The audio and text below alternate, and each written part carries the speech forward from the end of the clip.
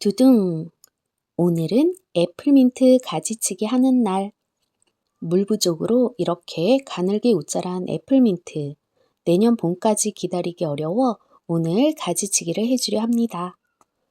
소독한 가위로 이렇게 삥 둘러서 깔끔하게 정리를 해줄 거예요.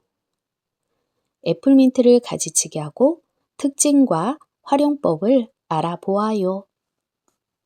구불구불 길게 구부러진 애플민트를 3-4마디 남기고 짧게 잘라줍니다. 애플민트 우짜람의 원인은 햇빛 부족이나 물 부족일 수 있다고 하는데 이것은 물 부족이 원인인 것 같아요. 베란다에 두고 키우다 보니 햇빛과 바람은 잘 들지만 눈에 보이지 않아 물주기를 잊고 있었던 적도 있거든요. 애플민트는 물을 좋아하는 식물인데 그 무덥던 여름에 2-3일마다 물을 주거나 일주일에 한 번 물을 준 적도 있었어요. 미안하다 애플민트야. 애플민트는 꿀풀과의 박하 속에 속하는 식물이며 허브의 일종으로 사과향이 난다고 해서 붙여진 이름이지만 저는 아직도 이 향이 사과향인지는 모르겠어요. 그래도 이렇게 잎을 만지거나 스치면 상큼하고 달콤한 박하향이 나기는 합니다.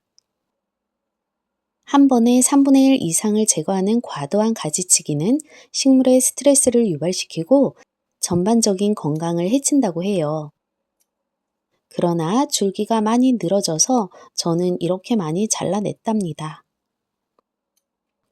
가지치기의 적정 시기는 다른 식물과 마찬가지로 새로운 성장이 시작하기 전인 초봄과 꽃이 핀 후반 여름이에요. 가지치기가 다 되었어요. 그런데 신기한 것을 발견했답니다.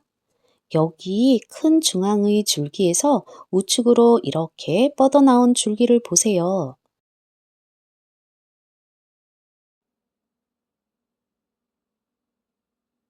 옆으로 뻗어나가던 줄기에서 뿌리가 생겼어요.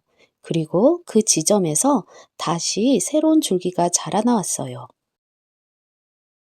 이렇게 휘어진 가지에서 새 뿌리를 내려 번식하는 방법을 휘무지라고 합니다. 이제 왼쪽으로 뻗어나온 줄기도 볼까요?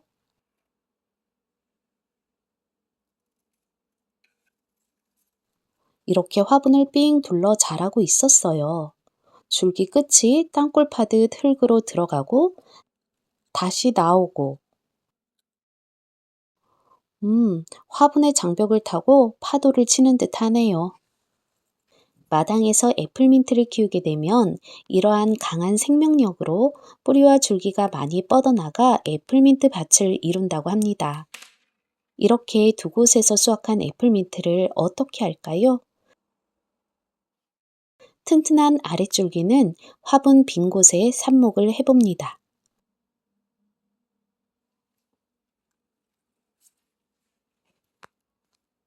이제 이건 깨끗이 세척해서 활용해 볼게요. 애플민트의 멘톨 성분은 소화에 도움을 주고 신경 안정 효과도 있으므로 여러 음식에 넣어 상큼한 향을 더해주기도 하고 고기 요리의 향신료로도 좋아요. 그 밖에도 목욕제나 방향제, 방충제로도 활용된답니다. 저는 탄산수와 집에 있는 과일청 등을 이용해 모히또와 하이볼을 만들어 봤어요. 샐러드에도 넣어보고요. 이렇게 묶음으로 걸어두고 자연 건조도 시킵니다. 이게 바로 방향제지요. 이제 나머지는 건조시킵니다. 건조시킨 잎은 끓는 물에 3분 정도 넣어 차로 우려서 마셔요. 아차! 애플민트 성장 과정과 생육 환경에 대해 궁금하시면 이전 영상을 봐주세요.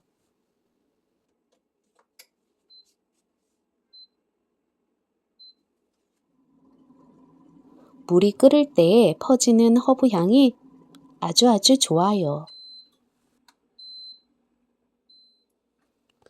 나도 한 잔, 여러분도 한 잔. 오늘은 애플민트 가지치기와 특징, 활용법이었습니다. 여러분도 애플민트를 멋지게 활용해 보세요. 감사합니다.